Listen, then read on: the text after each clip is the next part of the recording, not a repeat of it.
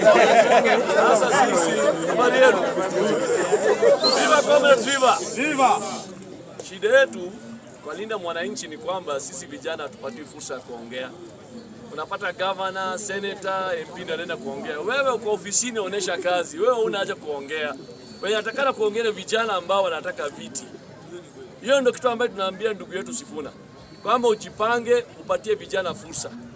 Vijana ndio watakana waongee. Unakuja pale ni Bungoma, aspirants wa Bungoma ndio waongee. Sio sisi watu ambao tayari tuko kwa ofisi, badala tuoneshe kazi ati lazima tuongee.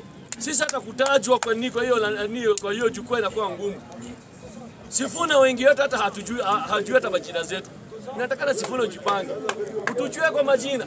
Tunatembea naye usiku na mchana, tulianza naye Kitengela hadi Narok, wapi tumepigwa mamawe nini, na wewe hata jina zetu hujui. Hai? Kwani sisi tunasindikiza tu tukiwapigia makofi. Hakuna kitu kama hiyo. Vijana lazima tupatiwe viti. 90% ya magavana na MP hawatarudi. Kwa hivyo hizo ni kura bure.